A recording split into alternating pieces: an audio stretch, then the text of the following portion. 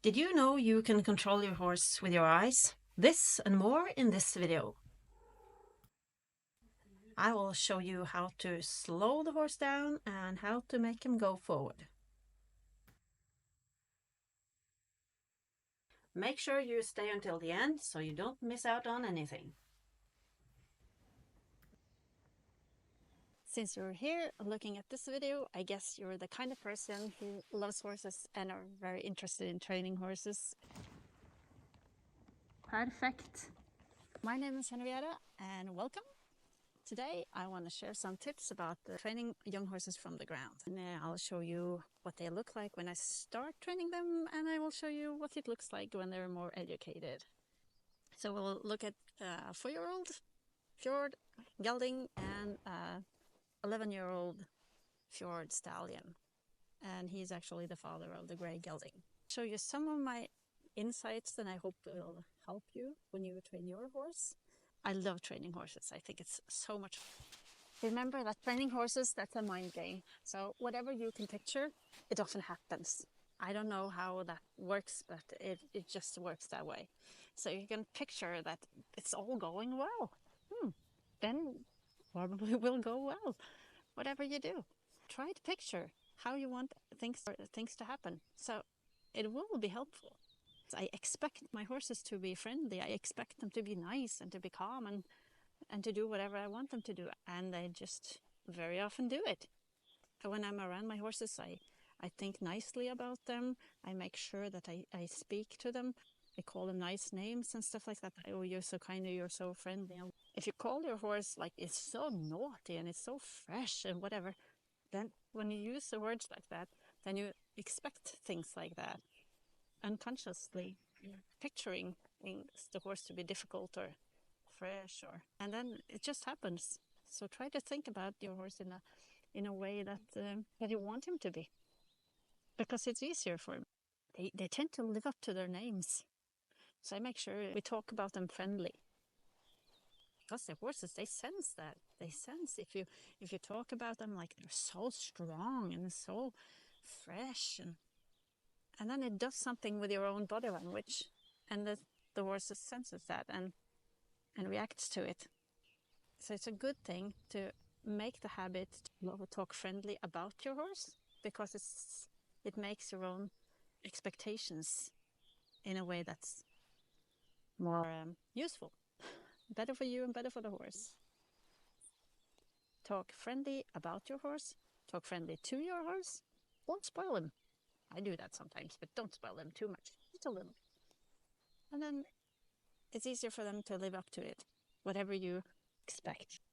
It upsets me sometimes when people talk negatively about their horse and then they expect them to do real nice stuff. Expect good things, talk friendly, and you'll get it. Horses is a mind game, remember? You have to make sure that you manage your own feelings and you manage your own thoughts, and then you manage your horse. It's a mind game. It starts with the self. It's contagious to the horse.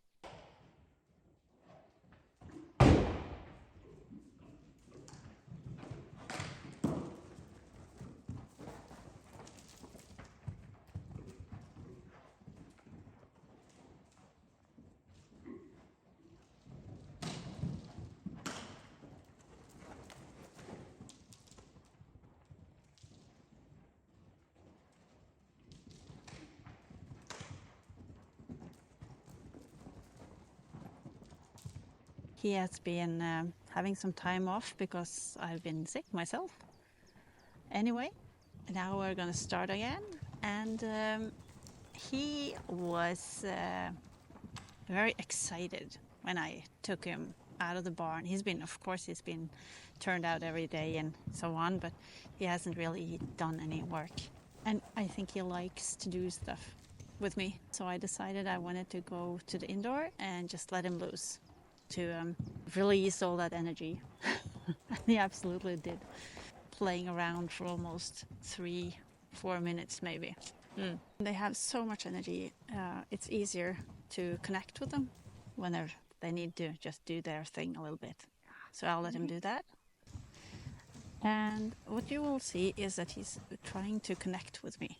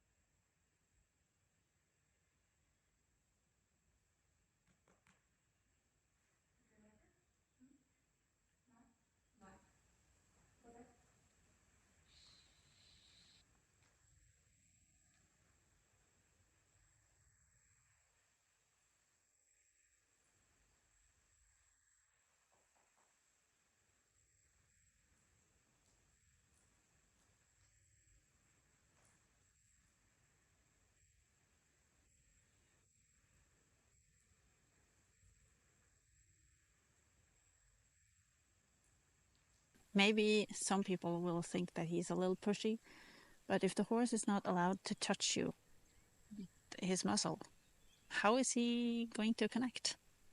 He doesn't know that, how to do that. So that's why he does that. It's not to be fresh or or naughty. He just wants the contact. That's why he's like all over me sometimes. And that's my responsibility to teach him not to be there all over the place. Then it's just a few very simple ways to talk to the horse with your body language. If I walk straight towards the horse with my kind of wide side towards the horse, then you're taking up space. You're deciding that this is my space, you have to move. And they just know that. And then if you want the horse to come to you, then you just go a little to the side and you'll pretend like you're allowing the horse to connect to your shoulder. Because you turn the shoulder to the horse, like the narrow side, then he will connect your shoulder. So that's go away or you're welcome. Two things. That's the basics.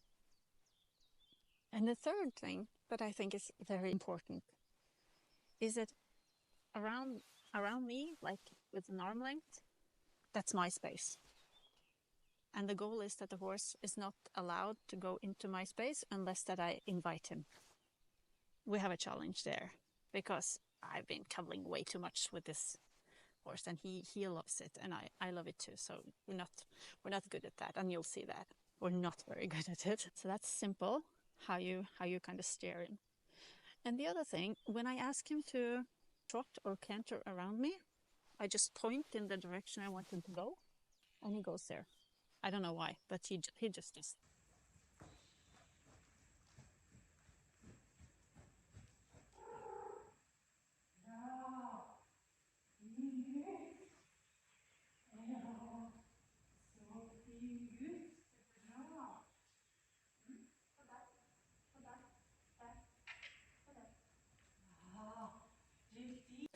And if I want him to keep trotting, then I keep my eye contact to him and I make sure that he keeps trotting because I look at his eye and he just keeps trotting. When I start to move my eyes from his eye and I start to let my eyes go along the mane, along the back of the horse, and then I start looking at his hind quarter, then he breaks. Then he will slow down. And if I move my eye to his eyes again, then he will speed up. So that's how I steer him with my eyes. And it's easier to steer young horses like this than old horses. I think that's because the young horses just know that that's how it works, while the old horses sort of have learned that it doesn't work because a lot of people don't know it. A lot of people don't know how to lunge or long rein a horse and how to use their eyes steering the horse. So just try it once. If you lunge him or you free lunge him or whatever, if you look at their eye, they will keep going. If you start to move your eyes from the eye of the horse to the neck, and you just follow the neck and you follow the back, and then you keep your eye on the hindquarter of the horse, then they will slow down. And in addition to that, I use the same language, and then I tell the horse to, which means whoa in English, I guess. It means to stand still. So in Norwegian we use prr. So I use my eyes to tell him what I want, and then I put on and I say this sound, and he stays. And he knows that when he stands still, he's always safe. I spend a lot of time with my young horses to make sure that they can stand still, because it's so important, especially when we drive horses. We want them to know that stopping and standing still is a good thing. They will always, when they feel safe and they know the tasks and everything, it's always easy to make them go. That's not the problem. It's a lot more often that the problem is that they won't stop and they won't stand still when you ask them to. If there is some kind of situation that is not safe, you really need a horse that can stand still and stay. So I work on that. So one day you have some time on your hands, just work on that. That's a good thing. You will not regret it. So I always praise them when they stand still. And if I think that they're going to stop, I ask them to stop, and then they kind of did the right thing. So when I ask them to do things, I check if they're connected to me, if I have their attention. If I don't have their attention, I don't ask them, because then I have to force. Of course, sometimes, like outside, or if you have a stallion and there is mares, you need to force some attention.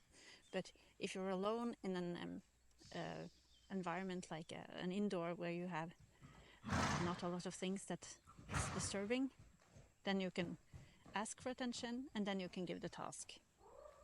It's a lot more fun to train like that. So it's kind of no point to ask the horse to do something if it's not giving you the attention from the start.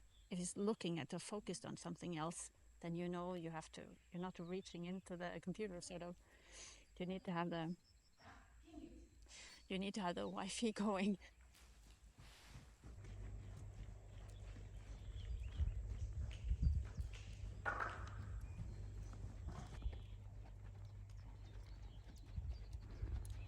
Being good.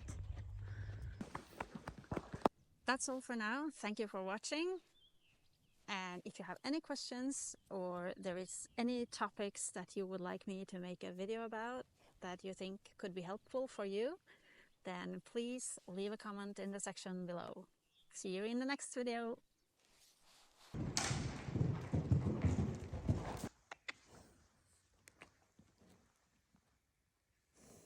Var det?